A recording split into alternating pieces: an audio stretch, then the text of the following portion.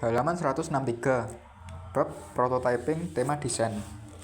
Pembisnis cenderung memperlihatkan salah satu dari dua reaksi atau proses pengecekan model bisnis ini. Beberapa dapat berkata, ya, mungkin ini ide yang baik, kalau saja kita memiliki waktu untuk menggali pilihan yang berbeda. Lainnya mungkin berkata bahwa studi riset pasar akan menjadi cara yang sama baiknya untuk memunculkan model bisnis baru. Kedua reaksi ini didasarkan pada prasangka yang membahayakan. Prasangka pertama, beranggapan bahwa tanda petik bisnis biasa atau perbaikan kecil sudah memadai untuk bertahan dalam lingkungan yang kompetitif seperti sekarang. Kita yakin bahwa jalan ini mengarah pada jalan yang tidak baik. Bisnis yang gagal meluangkan waktunya untuk mengembangkan dan membuat prototipe ide model bisnis. Terobosan yang baru berisiko untuk tersisih atau diambil alih oleh pesaing yang lebih dinamis atau oleh penantang baru yang muncul entah dari mana. Reaksi kedua mengasumsikan bahwa data merupakan pertimbangan terpenting dalam mendesain pilihan strategis yang baru. Keliru. Riset pasar merupakan satu masukan dalam proses panjang yang melelahkan untuk membuat prototipe model bisnis baru dengan potensi mengungguli pesaing atau mengembangkan pasar yang baru sama sekali. Di mana Anda ingin berada? Di puncak permainan, karena telah meluangkan waktu membuat prototipe model bisnis baru yang kuat, atau di pinggiran, karena terlalu sibuk mempertahankan model bisnis yang ada. Kami yakinkan model bisnis baru yang mengubah permainan muncul dari pengecekan mendalam yang tak pernah berhenti. Pemikiran lama. Beberapa model bisnis mendominasi industri. Dari luar ke dalam, industri menentukan model bisnis. Berpikir linear. Pemilihan dini dari model bisnis.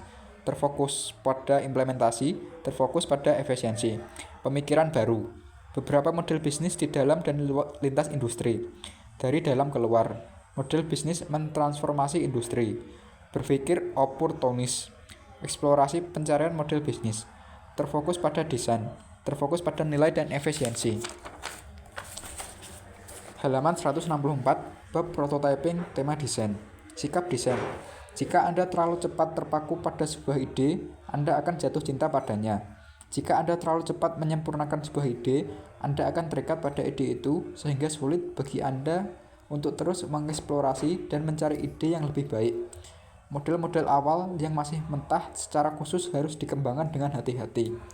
Sebagai pembisnis, ketika melihat sebuah prototipe, kita cenderung terfokus pada bentuk fisik atau gambarannya, melihatnya sebagai sebuah model atau merangkum inti dari sesuatu yang akhirnya akan kita lakukan. Kita mengamati prototipe sebagai sesuatu yang perlu disempurnakan. Dalam profesi desain, prototipe memainkan peranan dalam pra-implementasi, visualisasi, dan pengujian. Akan tetapi, prototipe juga memainkan peranan penting lain, yaitu sebagai alat bantu pengecekan. Dalam hal ini, untuk menggali kemungkinan baru, prototipe membantu kita mengembangkan pemahaman yang lebih baik tentang apa yang dapat dilakukan. Sikap desain yang sama dapat diterapkan dalam inovasi model bisnis. Dengan membuat prototipe model bisnis, kita dapat menggali aspek-aspek tertentu dari sebuah ide. Misalnya arus pendapatan baru. Para peserta belajar tentang elemen-elemen sebuah prototipe ketika mereka membangun dan mendiskusikannya.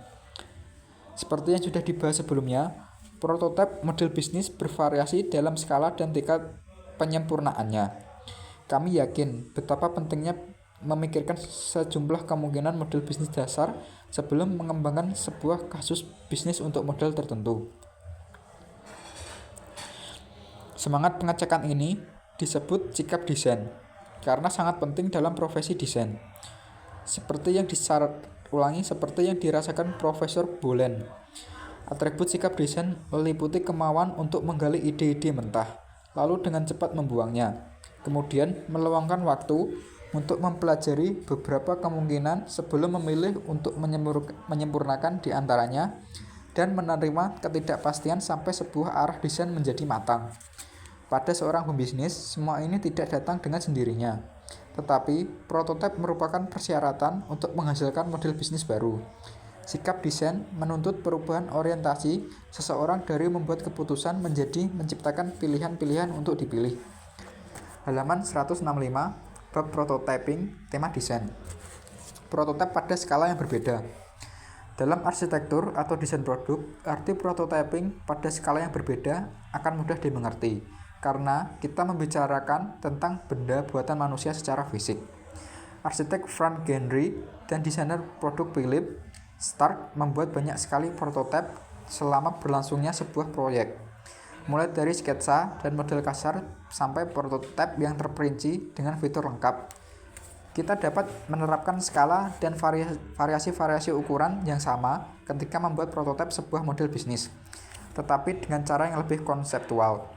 Prototipe model bisnis dapat menjadi apapun, mulai dari sketsa kasar, sebuah ide di atas sebuah serbet, sampai ke kanvas model bisnis yang detail. Dan model bisnis yang telah teruji di lapangan. Dan model bisnis yang telah teruji di lapangan. Anda mungkin berpikir bagaimana semua ini sangat berbeda dari sekedar mensketsa ide bisnis. Sesuatu yang dilakukan oleh pembisnis atau pengusaha, mengapa kita perlu menyebutnya prototyping? Ada dua jawaban. Pertama, pola pikir yang berbeda. Kedua, kanvas model bisnis memberi struktur untuk memfasilitasi eksplorasi. Membuat prototipe model bisnis adalah tentang pola pikir yang kita sebut tanda petik sikap desain.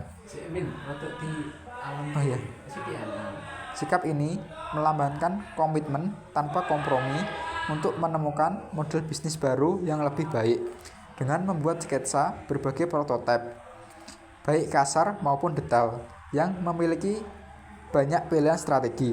Sikap ini bukanlah tentang menguraikan hanya ide yang benar-benar Anda rencanakan untuk diterapkan, melainkan tentang menggali yang baru dan mungkin ide yang absurd dan tidak mungkin, dengan menambahkan dan menghilangkan elemen-elemen setiap prototipe.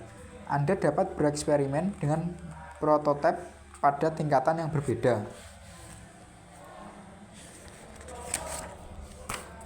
Halaman 166, bab prototyping, tema desain. 8 prototipe model bisnis untuk menerbitkan sebuah buku. Penerbit (gaya lama). Penerbit mengurus segalanya. Penulis kurang memiliki kebebasan. Penciptaan buku. Penciptaan bersama menjadi vektor untuk distribusi. Kekurangannya proses sulit. Gratis untuk pemasaran. Mempertahankan biaya produksi tetap rendah, misalnya melalui e-book. Menerbitkan sesuai permintaan, (publish on demand). Kekurangan, biaya produksi buku lebih tinggi dengan POD sama dengan harga retail lebih tinggi. Buku dan online. Kelebihan, pendapatan berulang. Kekurangan, produksi konten konstan. Buku bersponsor. Kekurangan, sulit mendapatkan sponsor untuk membayar. Lakukan sendiri. Buku pesanan. Kekurangan, canggih secara teknis sama dengan biaya. Yang tadi halaman 167, bab prototyping, tema desain. Untuk halaman 166, bab prototyping, tema desain, dibaca ulang. 8 prototipe model bisnis untuk menerbitkan sebuah buku. Yang pertama, penerbit (gaya lama). Berisi: penerbit bagus, menulis. Konten dari kesepakatan penerbit, jadi buku. Penerbit ke retail ke pembaca. Menulis, dari penulis, yaitu waktu penulisan, mendapat 10% royalti untuk penulis. Kelebihan, penerbit mengurus segalanya. Kekurangan, penulis kurang memiliki kebebasan. Lanjut, penciptaan buku. Dari penulis ke penyedia layanan platform. Manajemen proyek buku ke produksi buku. Platform penulis. Proyek buku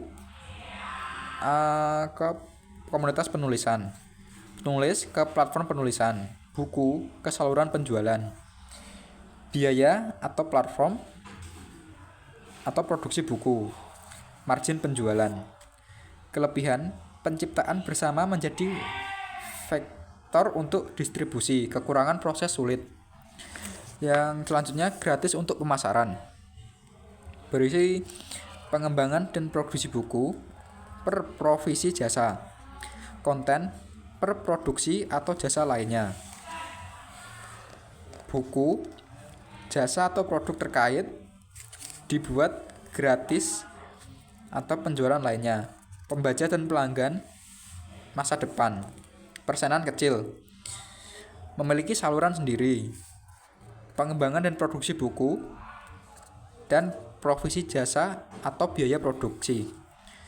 Selanjutnya, menerbitkan sesuai permintaan dalam kurung publish on demand. Dipublikasi di sebuah platform seperti platform lulu.com. Menulis dan menyunting konten. Buku, komunitas untuk dikembangkan. lulu.com dan distributor lain. Ke pembaca. Waktu penulisan penulis 30% royalti untuk penulis. Kekurangan, biaya produksi buku lebih tinggi dengan POD sama dengan harga retail lebih tinggi. Buku dan online. Ke penyedia pelayanan platform, pengembangan konten per pemeliharaan platform. Konten kontinu per platform online. Buku per platform online per dengan konten layanan atau produk. Komunitas. Saluran penjualan per web, pembaca dan pengguna. Pengembangan buku dan konten. 1 kali margin penjualan buku per pengulangan biaya berlangganan platform. Kelebihan, pendapatan berulang, kekurangan produksi konten konstan. Selanjutnya, buku bersponsor. Sponsor. Jadi pengembang buku. Kesepakatan pemberian sponsor per biasanya karena reputasi. Buku per dalam kurung dengan konten sponsor. Saluran penjualan sama dengan milik sendiri per saluran sponsor. Pembaca, klien sponsor. Pengembangan dan produksi buku. Biaya sponsor. Kekurangan, sulit mendapatkan sponsor untuk membayar. Selanjutnya, lakukan sendiri. Keunggulan Amazon. Pengembangan dan produksi buku per pemasaran konten sendiri. Buku masuk ke komunitas membaca penulis. Buku masuk ke saluran sendiri. Buku memiliki keunggulan. Atau buku langsung masuk membaca dari penulis. Pengembangan dan produksi dilakukan oleh penulis sendiri. Pendapatan dari buku masuk ke margin penjualan per margin keunggulan. Langsung semua pendapatan masuk ke penulis. Selanjutnya buku pesanan. Mitra sistem. Pengembangan konten, sistem memesan buku. Satuan buku untuk dirakit. Bisa di platform online, bisa dengan platform online. Biaya sistem atau pengembangan konten. Harga yang bervariasi bergantung pada konten. Kekurangan, canggih secara teknis sama dengan biaya. Itu tadi halaman 167 bab prototyping tema desain. Halaman 168 bab prototyping tema desain. Berisi gambar dari memutuskan dari desain ke prototype, berputar ke mendorong, berputar arti ke desain, ke pelaksanaan. Halaman 169 bab prototyping tema desain. Dicari model bisnis konsultan yang baru. John Sutherland memerlukan bantuan Anda. John adalah pendiri dan CEO perusahaan konsultan global ukuran menengah yang berfokus memberikan nasihat kepada perusahaan-perusahaan tentang isu-isu strategis dan organisasi. Ia mencari perspektif luar yang segar bagi perusahaannya karena yakin bahwa bisnisnya perlu diarahkan kembali. John membangun perusahaannya lebih dari 2 dekade lalu dan sekarang mempekerjakan 210 karyawan di seluruh dunia. Fokus konsultasinya adalah membantu para eksekutif mengembangkan strategi yang efektif, meningkatkan manajemen strategis, dan menyelaraskan kembali organisasi mereka. Ia bersaing dengan McKinsey, Bain, dan Roland Berger. Satu masalah yang dihadapinya adalah menjadi lebih kecil dibandingkan pesaing kelas atas, namun jauh lebih besar daripada konsultan strategi berfokus ceruk lainnya. Akan tetapi, John tidak peduli karena perusahaannya masih tetap berjalan. Sesuatu yang benar-benar jadi masalah baginya adalah reputasi buruk profesi konsultan strategi di pasar, dan semakin berkembangnya persepsi klien bahwa model pembayaran per jam dan berbasis proyek sudah kuno. Walaupun reputasi perusahaannya masih baik, ia mendengar banyak klien mereka yang berpikir bahwa harga konsultan itu terlalu mahal, tidak hanya menempati waktu, dan kurang memiliki komitmen terhadap proyek klien. Sementara komentar serupa memberi peringatan kepada John karena ia yakin industrinya mempekerjakan beberapa otak cemerlang dalam bisnis.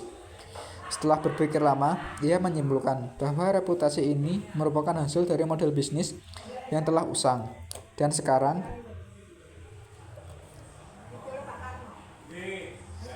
ia akan mengubah pendekatan perusahaannya.